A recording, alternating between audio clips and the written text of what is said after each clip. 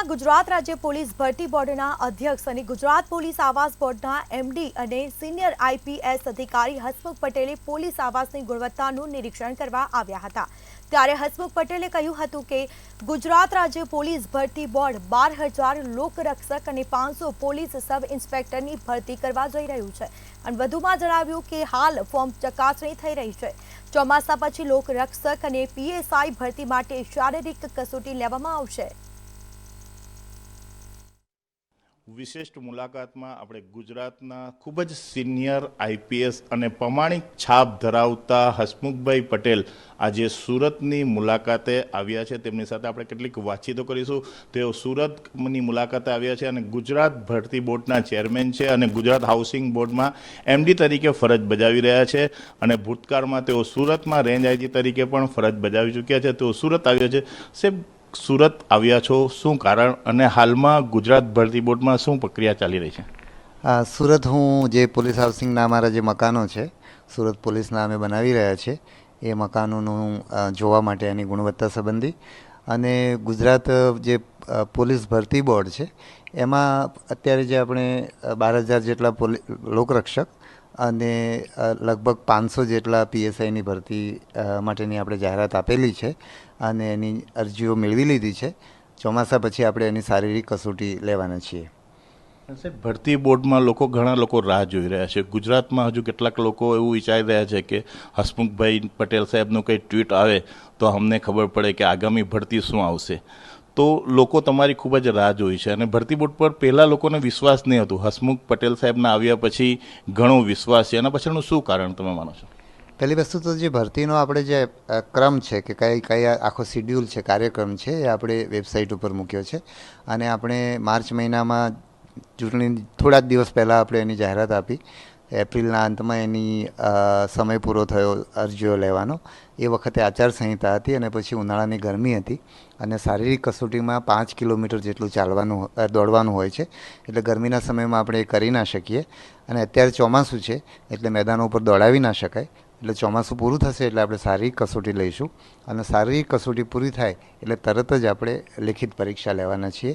તમે જે વિશ્વાસનો વાત કર્યો તો ગુજરાત પોલીસમાં પારદર્શક ભરતી પ્રક્રિયા 2010થી શરૂ થઈ અને એ પછી આ 7મી ભરતી છે। વચ્ચે એક પેપર લીકની એક કમનસીબ ઘટના બની, એ પણ ભરતી બોર્ડની કોઈ પણ ખામી વિના બહુ આકસ્મિક રીતે એ બની।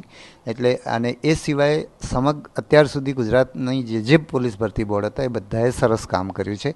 એટલે ગુજરાત પોલીસ ભરતી બોર્ડ એની વિશ્વસનીયતા માટે જાણીતું છે। અત્યારે એની વિશ્વસનીયતા વધ્યું એવું નથી।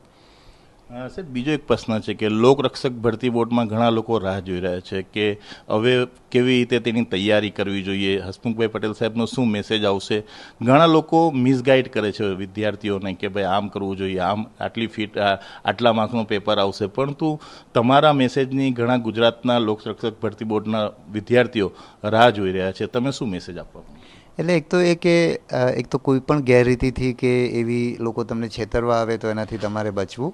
એટલે કોઈ એમ કે અમે તમને પૈસા લઈને ભરતી કરાવી દઈશું તો એવું જ્યારે થયું છે ત્યારે લોકોએ પૈસા ગુમાવ્યા છે।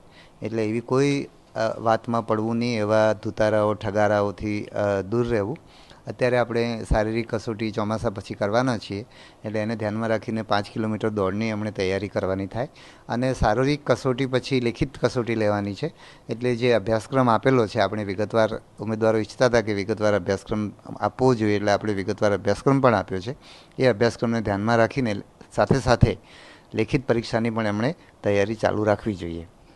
વર્ગ 3ની જે ભરતી કરવામાં આવી રહી છે એમાં પણ લોકોની રાહ જોઈ રહ્યા છે કે વર્ગ 3ની જે ભરતી છે એમાં શું પ્રક્રિયા હોય છે?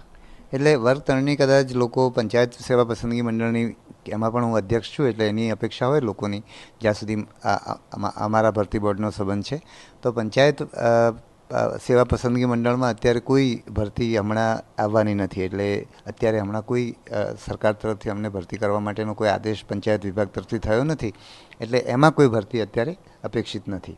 સાહેબ, લોકોને શા માટે એવી ઈચ્છા છે કે સરકારી નોકરી મળવી જોઈએ? તમે જોવો છો કોઈ પણ ભરતી આવે એટલે મોટી સંખ્યામાં લોકો ફોર્મ ભરતા હોય છે। તમે પણ એક સિનિયર આઈપીએસ છો, શું લાગી રહ્યું છે સરકારી નોકરી માટે લોકો આટલા ઈચ્છુક શા માટે છે? એટલે સરકારી નોકરીમાં ઘણી બધી વસ્તુઓ છે. એક તો સિક્યોરિટી છે, બીજું બહુ મોટા ફલક ઉપર કામ કરવાની તક મળતી હોય છે.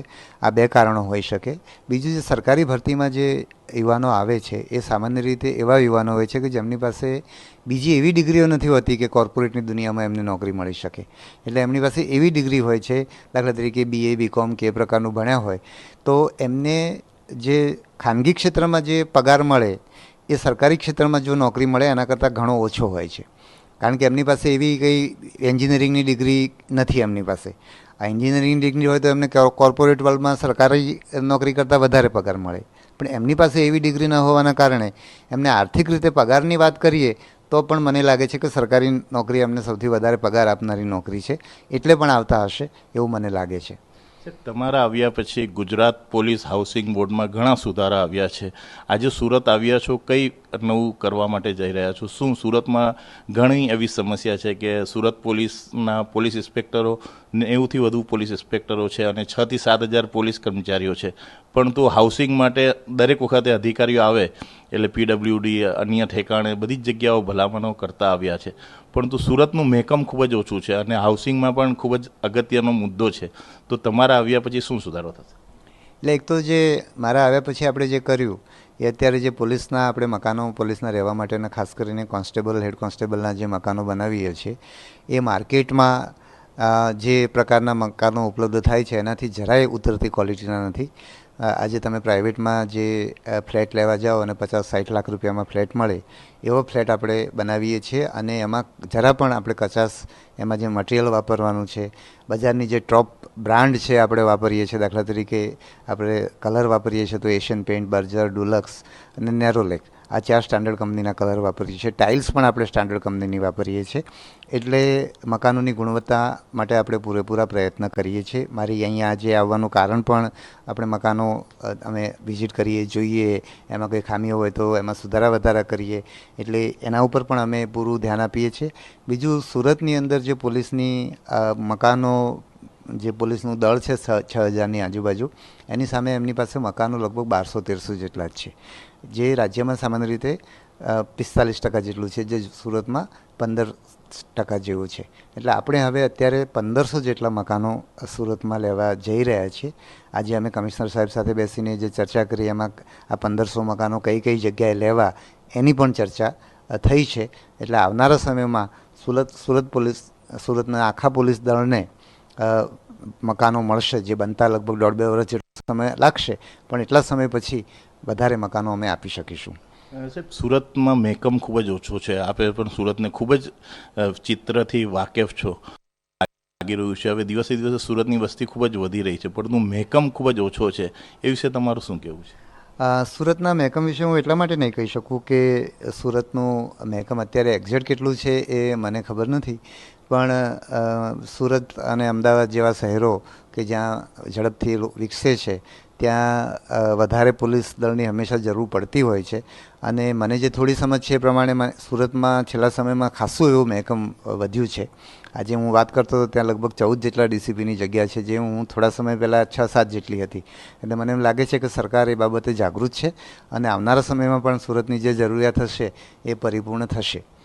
પોલીસ પરિવાર માટે તમે હાઉસિંગમાં ખૂબ જ સારી મહેનત કરી છે. ભૂતકાળમાં એવું થતું હતું કે હાઉસિંગ મળે તો 5 વર્ષમાં તો આખી બિલ્ડિંગ ખખડ થઈ જાય. તમારા આવ્યા પછી ઘણા સુધારો થયા છે, પરંતુ LR અને નવા જે ભરતી થઈ રહ્યા છે તેમને હાઉસિંગ માટે શું યોજના નવી લાવી રહ્યા છે? એટલે આપણે મકાનો, મેં જ્યારે આ પોલીસ આવાસ નિગમમાં જોઈન કર્યું ત્યારે આપણે પહેલાં 2 વર્ષમાં લગભગ 11,000 જેટલા, 2-2.5 વર્ષમાં આપણે 11,000 જેટલા મકાનો લીધા. પછી કેટલાક વહીવટી પ્રશ્નો હતા, એના કારણે આપણી પાસે નાણાં પૂરતા હતા પણ તો આપણે મકાન લઈ શકતા નહોતા. સારી વાત એ છે કે હમણાં છેલ્લા 2-1 મહિના પહેલાં આપણે એ પ્રશ્ન ઉકલી ગયો છે અને ગુજરાતભરમાં લગભગ 3,000 કરોડ રૂપિયાના આપણે મકાનો લઈ રહ્યા છીએ. એમાં સુરત અને અમદાવાદ શહેર એવું છે કે જ્યાં મકાનોની સંખ્યા ઘણી ઓછી છે, એટલે એને આપણે ખાસ પ્રાથમિકતા આપી રહ્યા છીએ. તમારા કમિશનર સાહેબ જ્યારે વડોદરામાં હતા ત્યારે અમે વડોદરામાં 950 જેટલા મકાનો એકસાથે લીધા હતા. અત્યારે સુરતમાં આપણે 1500 જેટલા મકાનો લઈ રહ્યા છીએ, કારણ કે સુરતમાં મકાનો પણ ઓછા છે અને એની સામે મહેકમ વધારે છે. દર્શક મિત્રો, આ હતા સુરતમાં આવેલા આજે પધારેલા ગુજરાતના સિનિયર આઈપીએસ એવા હસમુખભાઈ પટેલ સાહેબ સાથે કેટલીક વાતચીતો કરી. તેમનું કહેવું છે કે આગામી દિવસોમાં ગુજરાત પોલીસની જે બળ વધારવો છે, હાઉસિંગની યોજના છે, તેમાં ઘણા સુધારો થશે અને ભરતી બોર્ડમાં પણ જે વિદ્યાર્થીઓને પડતી મુશ્કેલીઓ છે તેમનો નિકાલ ચોક્કસ આવશે. કેમેરામેન સતીશ પાટીલ સાથે વહાબ બેલી, મંતવ્ય ન્યૂઝ, સુરત.